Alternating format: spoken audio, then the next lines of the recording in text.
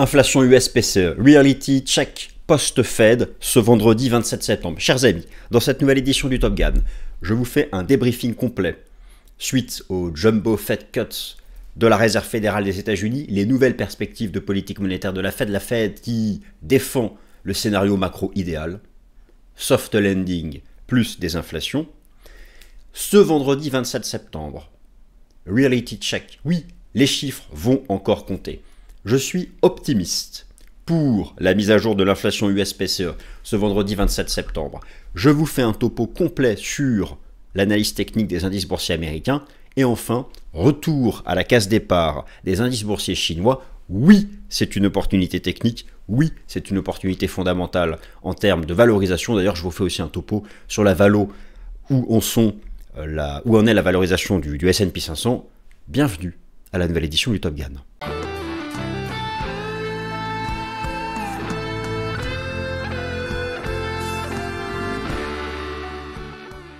Chers amis, je suis donc ravi de vous retrouver. Voilà, nous sommes donc la semaine S+1. La Fed a pivoté. C'était le scénario dont je vous ai parlé lundi dernier dans le Top Gun du Jumbo Fed Cut. Très bien. Alors la Fed est aussi restée mesurée, mais au final, lorsqu'on reprend le communiqué de presse, la conférence de presse de Jérôme Powell, la mise à jour des projections macroéconomiques, la Fed croit au scénario idéal. Oui. La Fed ne croit absolument pas à la récession, alors que ont explosé ces dernières semaines les articles de mauvais augure, les permabères, ceux qui souhaitent le krach en permanence, des personnes tristes dans leur vie, bref. La Fed, elle nous dit, de quoi vous me parlez? Pas de récession. La Fed a confirmé ses objectifs de croissance économique pour 2024, 2025, 2026. No recession ahead, comme ils disent, hein, avec un accent américain. Je pourrais faire l'accent texan, mais bon, j'ai pas envie de me risquer. Bon, alors, la Réserve fédérale a tout de même revu en hausse ses anticipations de taux de chômage pour l'économie américaine, mais, selon elle, le taux de chômage est bas. Elle a revu en baisse les anticipations d'inflation. Elle pense que la cible de la Fed, que sa cible en matière d'inflation sera faite en fin d'année pour l'inflation nominale, pas pour l'inflation sous-jacente. Donc, il ne faut pas non plus croire qu'elle va enchaîner des Jumbo Fed Cuts. D'ailleurs, il reste, d'ici la fin de l'année, 2 décisions de politique monétaire. Le 7 novembre et une fin décembre. Le 7 novembre, au passage, met 42 ans. Mais la Fed devrait baisser ses taux de 25 points de base. Le marché attend davantage. Au final, les choses restent sous contrôle. C'est ça dont je vous parlais ces dernières semaines. La haute finance n'aime pas les données macro et monétaires dites hors de contrôle. Elle n'aime pas ça. Les choses restent sous contrôle. La Fed, certes, a baissé ses taux de 50 points de base, mais pas pour la mauvaise raison. En tout cas, pas pour le moment. Elle a baissé ses taux de 50 points de base en expliquant qu'elle sanctionnait positivement. Sanctionnait dans le sens constater, cocher la case, que la désinflation était bien engagée, mais qu'elle restait encore trop élevée, mais que les taux sont suffisamment élevés, même en les baissant un peu, pour que l'objectif soit fait. Rappelez-vous aussi, la Fed, elle ne veut pas ramener l'inflation à 0, à 2. Car si l'inflation passe sous 2, là, c'est le monde d'avant. C'est le monde des taux zéro de 2008 à 2020. Elle ne veut pas refaire ça, la Fed. L'inflation nominale, selon le PCE, est à 2,5. Ce vendredi 27 septembre.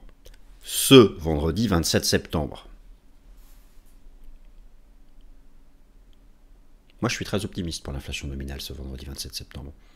Je vous annonce, on aura du 2,3. Peut-être du 2,2. Allez, du 2,3. Et puis, ensuite, en novembre-décembre, nous aurons du 2, du 1, du 2. Donc, nous sommes à la cible de la Fed. Et là, il ne faut pas passer en dessous. Voilà, en fait, pourquoi la Fed a pivoté. Pour le chômage, ça peut en surprendre plus d'un, mais elle dit, ok, le chômage a progressé, mais c'était conjoncturel, mais c'était saisonnier. D'ailleurs, au final, le taux de chômage reste très bas. Alors, elle a remonté son seuil d'alerte à 4,4% de la population active. Au-delà de ce seuil, ok, récession ahead, perhaps. Bon, alors, je reprends ça avec vous. Je vous fais tout mon topo avec mes indicateurs avancés d'inflation pour vous expliquer que vous pouvez être optimiste ce vendredi 27. Les indices boursiers américains US, je les reprends, avec finalement mon décompte Elliotiste toujours en place. Je suis assez content. Je vous redonne les niveaux techniques, les invalidations, tout ça, et je vous fais un topo en dernière partie sur le marché action chinois, qui est revenu à la case départ, c'est vrai. Il est revenu à la case départ du début d'année où je vous l'ai conseillé, et je vous le reconseille. Je vous le reconseille. Pour des raisons techniques et fondamentales. Donc, inflation PCE, Reality Check post-Fed, ce vendredi 27 septembre. Le programme, je vous l'ai décrit à l'instant à voix haute. Le voici donc à l'écrit. La Réserve fédérale a donc enclenché un cycle baissier du taux d'intérêt de ses fonds fédéraux, s'alignant ainsi sur les autres banques centrales occidentales. Le pari de la Fed est d'accompagner un retour de l'inflation à 2% dans un cadre macroéconomique de soft landing. C'est le monde idéal, c'est le monde rêvé. Et la Fed y croit, toujours. Malgré ce que nous avons observé cet été sur le taux de chômage aux États-Unis. La mise à jour ce vendredi 27 septembre du PCE sera un premier reality check. Les anglo-saxons adorent la haute finance américaine, aiment beaucoup le reality check. C'est-à-dire qu'on peut avoir une anticipation d'un cadre macro, il faut que les chiffres confirment. Première partie, les nouvelles anticipations macro de la Fed. Deuxième partie, pourquoi je suis optimiste pour le PCE nominal de ce vendredi 27. J'ai bien dit le PCE nominal, car la version sous-jacente risque de rester sous tension.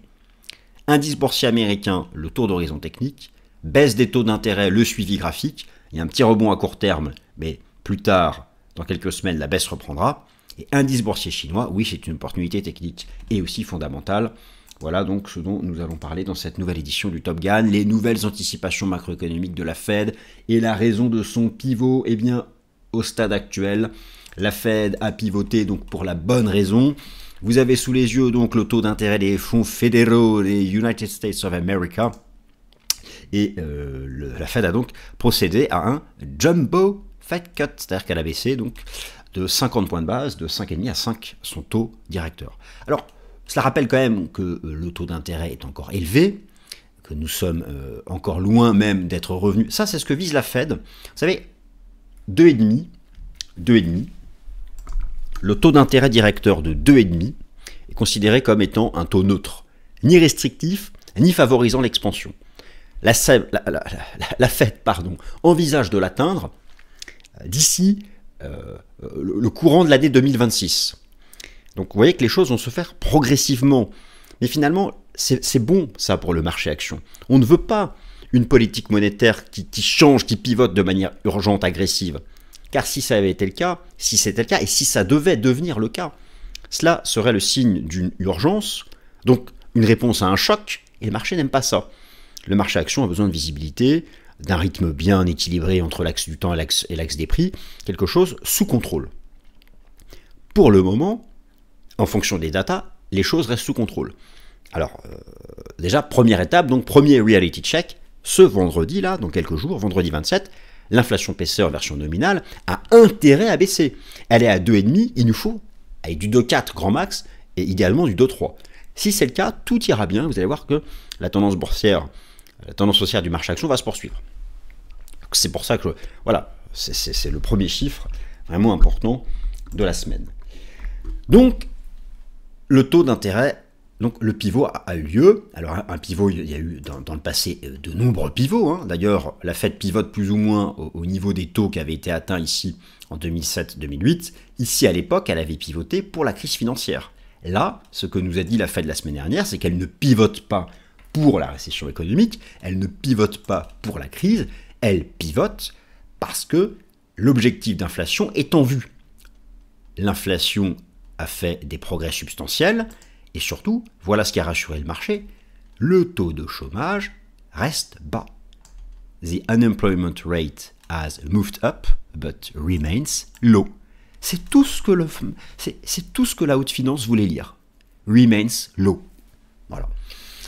Donc ça, c'est le scénario idéal. D'ailleurs, si nous débriefons ensemble, les nouvelles mises à jour de la Fed, en matière d'anticipation macro, la Fed croit à quelque chose d'idéal.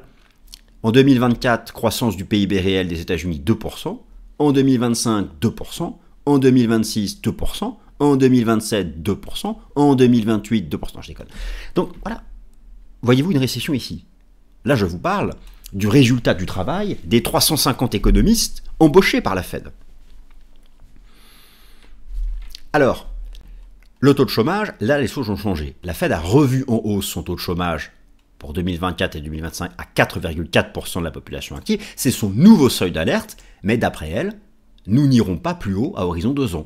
Donc, pas de récession selon la Fed. Et à côté de cela, elle a révisé en baisse ses anticipations d'inflation PCE.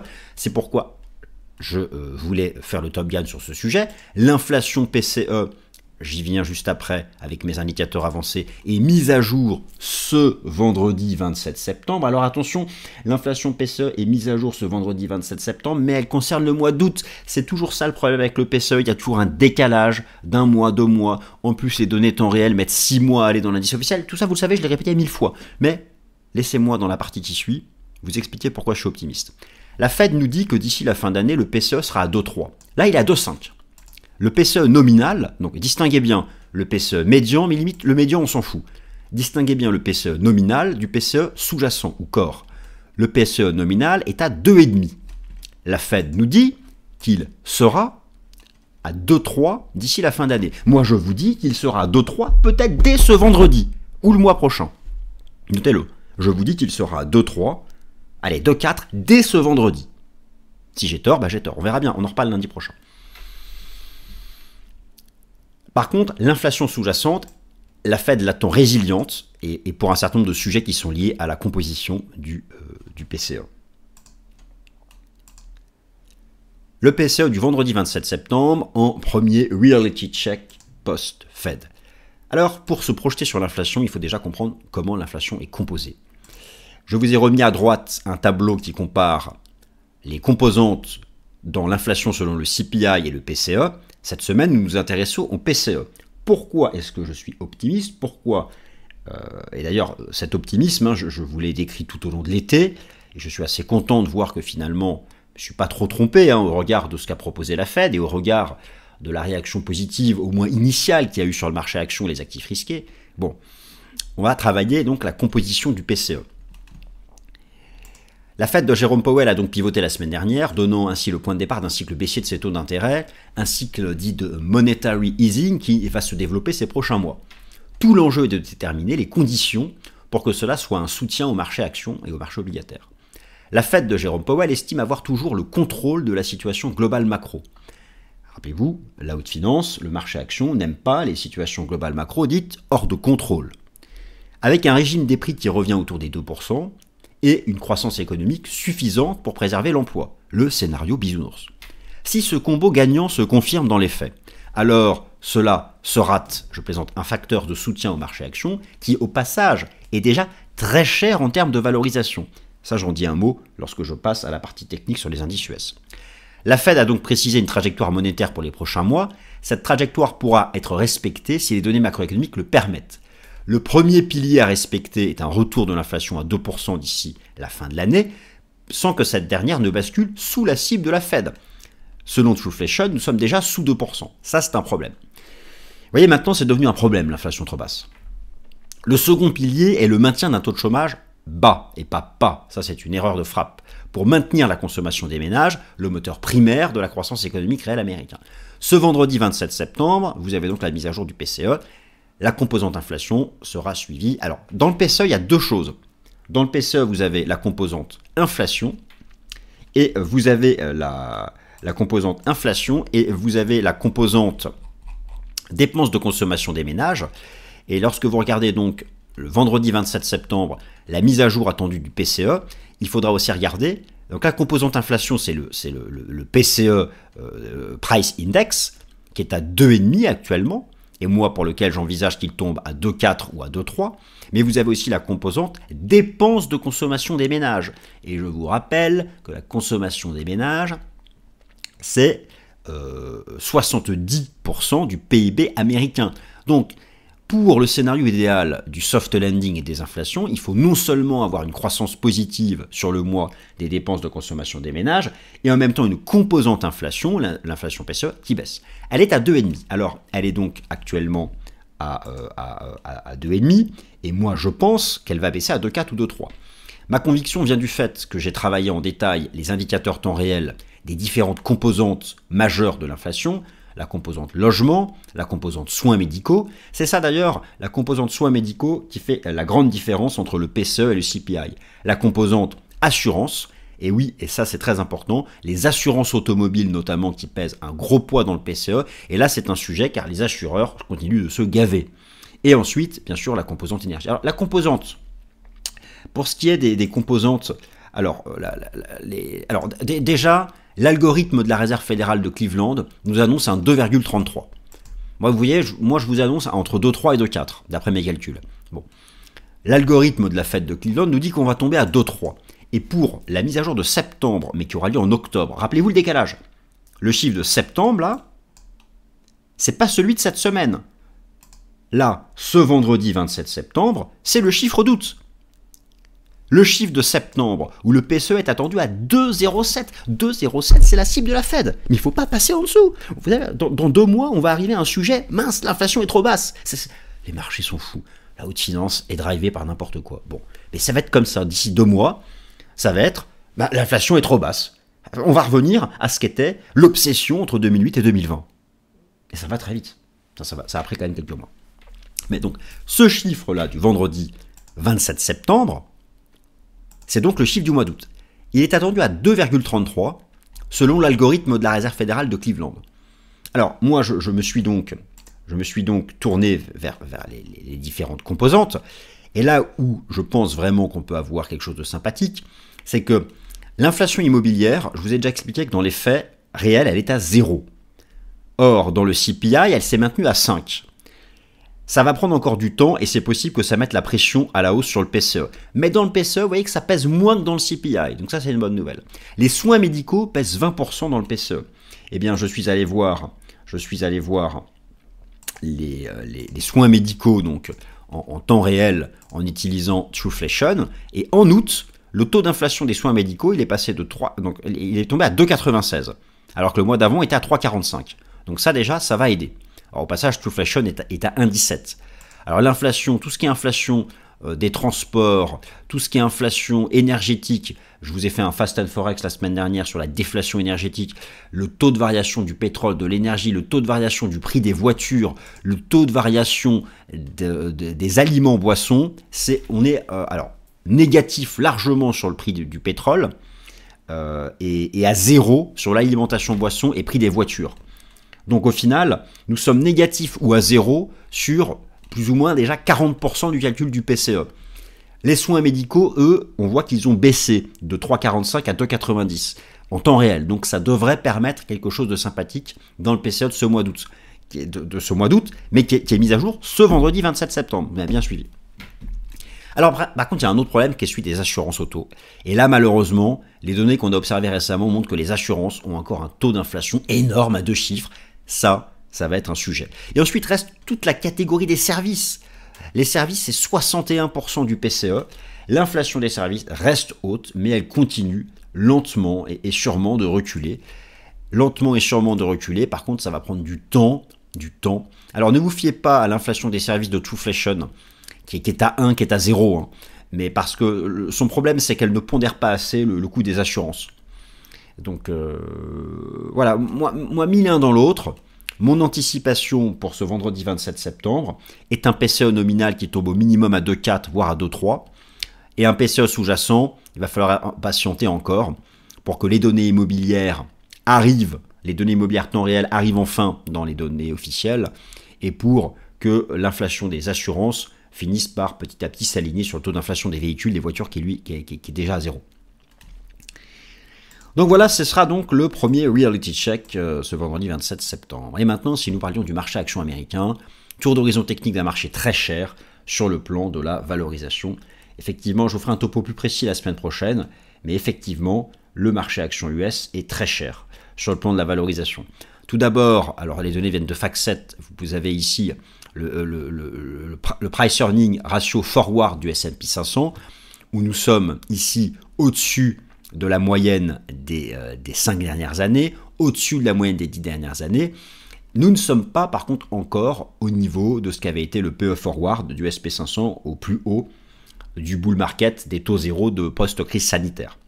Mais le marché est quand même largement plus cher et au-dessus de ces moyennes. Alors on peut voir ça aussi en regardant par exemple du côté du price earning de Shiller. Le PE de Shiller, donc la valorisation du marché action américain, a rapporté aux bénéfices passés à retraiter de l'inflation. Sur 10 ans, nous sommes largement au-dessus de la moyenne, même au-dessus d'un écart type au-dessus de la moyenne. Le PE de Shiller atteint 36. Nous sommes pas loin des records de la bulle de 2021. Alors c'est pas vraiment une bulle, enfin c'était la remontada des taux zéro. La remontada des taux zéro, je parle de cette phase-là. Hein. Voilà.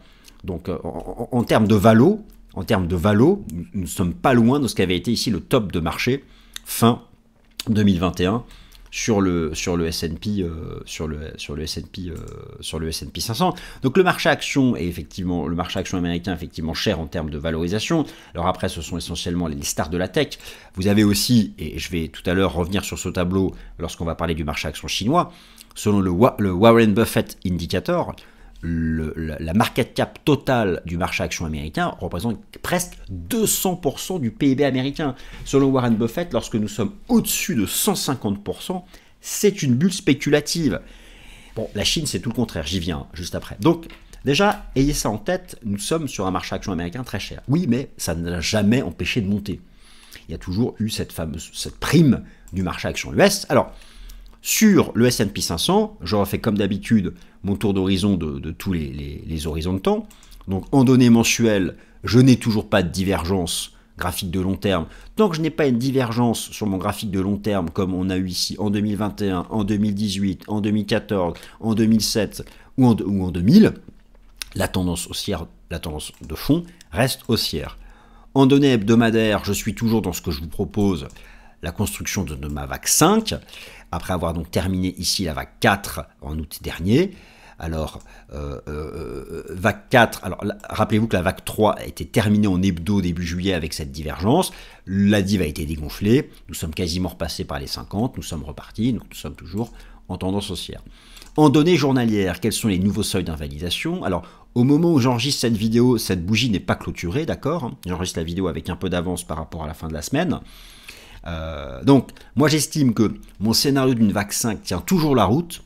Donc nous sommes dans cette 5e vague de hausse. Elle-même, cette 5e vague de hausse, elle-même qui va se construire en 5 temps. Un premier temps, une vague 2, une 3 de 5, une 4 de 5, une 5 de 5. Les vagues impulsives se construisent toujours en 5 temps.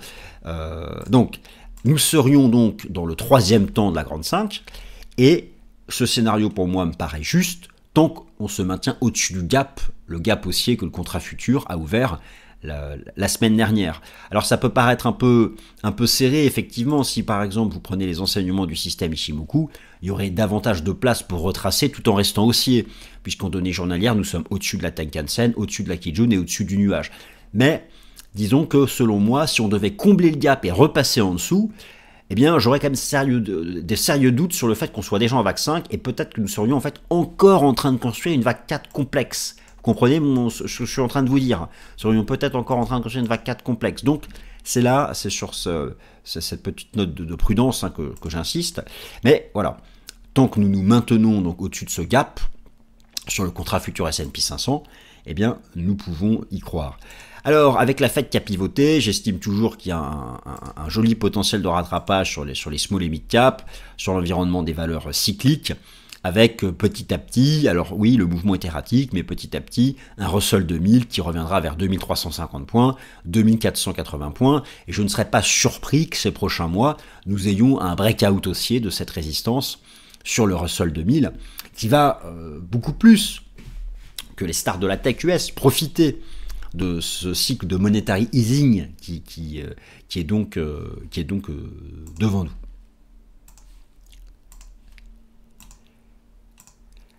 Alors, baisse des taux d'intérêt, le suivi graphique. Baisse des taux d'intérêt, le suivi graphique.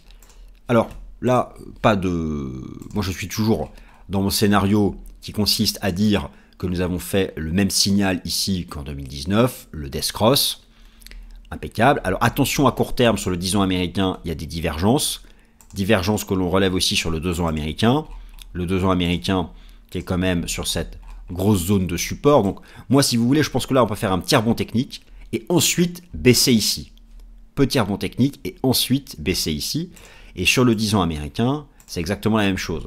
Je pense qu'on peut faire ici un petit rebond technique, venir chercher SMA 50 et ensuite, d'ici la fin de l'année, retomber ici, les 3,25. Et lorsque vous passez donc en données hebdomadaires, et là je suis vraiment content parce que ça fait tellement de mois et de mois que je vous proposais ce scénario, ça fait tellement, rappelez-vous quand on était ici, je vous disais, j'attends d'avoir ce signal pour dire qu'on ira plus bas, pour dire que c'est fini la hausse des taux, ça, je l'ai mis en avant 1000 fois ce système Ichimoku, et j'ai eu donc mon signal, en juillet dernier, le basculement sous le nuage, la lagging span qui confirme, le basculement sous le nuage, la lagging span qui confirme, et donc je vous dis moi que après ce petit rebond technique qu'on peut faire ici vers les 3,90, vers les 4,10 peut-être, que nous irons à 3,25. Chercher ce niveau-là et chercher aussi donc la moyenne mobile ici à 200 semaines.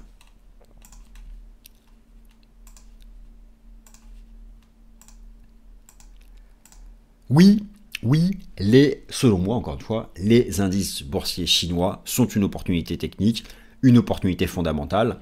À la différence du marché action US, c'est un marché vraiment pas cher. Tout à l'heure, je vous ai montré le PO de Shiller du S&P 500, que je vous ai remis ici en bleu. Donc le price earning de Shiller du S&P 500 qui est à 36 et qui est proche de rejoindre le niveau qu'il avait atteint fin 2021. Vous avez ici un graphique qui juxtapose le PO de Shiller du S&P 500 et le PO de Shiller du CSI 300, de l'indice de Shanghai, des 300 plus grosses valeurs chinoises. Il est à 13. Et c'est archi pas cher. Alors me direz-vous, oui, c'est la Chine. Oui, la Chine a du mal à relancer sa consommation des ménages. C'est vrai. La Chine fait tout son possible sur le plan budgétaire, sur le plan monétaire, pour rebooster sa consommation des ménages. Je pense que ça finira par payer. Et donc, je pense ça peut être intéressant de mettre un petit billet sur ce scénario d'une remontée ces prochains mois du marché action chinois. Vraiment pas cher sur le plan de la valo. On le voit aussi à travers le Warren Buffett Indicator, où effectivement, si vous avez le marché action américain qui représente 200% du PIB des États-Unis, le marché action chinois représente 49% de son PIB seulement. Il est sous-coté. Même l'Inde est à 110%. Donc je pense vraiment que sur le plan fondamental, ce marché action chinois est une opportunité. C'est une opportunité sur le plan fondamental.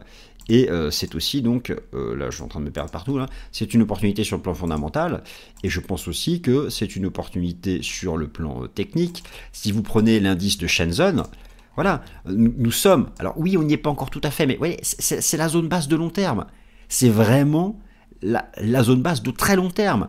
Tôt ou tard, vous voyez, cycle baissier, pump, cycle baissier, pump, cycle baissier, pump. On a eu ici une première tentative qui a avorté, mais je pense qu'il y en aura une seconde et ce sera la bonne, avec toutes les mesures de soutien. Avec toutes les mesures de soutien du gouvernement chinois. Et bientôt, il y aura une dive en plus ici, sur l'indice de Shenzhen. Il y aura une dive. Donc, vous voyez, là, toute cette zone-là qu'on travaille, pour moi, là, c'est une opportunité. Mettre un petit billet ici. Alors, je vous en ai parlé en début d'année. Ok, on est revenu à la case départ. Mais je vous dis, rebelote. Les stratégies de long terme prennent du temps. Et la configuration technique sur Shanghai est très similaire.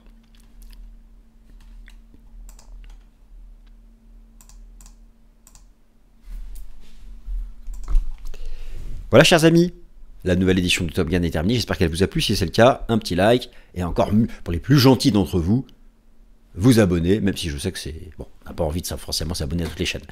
Allez, merci, et on se voit cette semaine pour le Fast & Forex.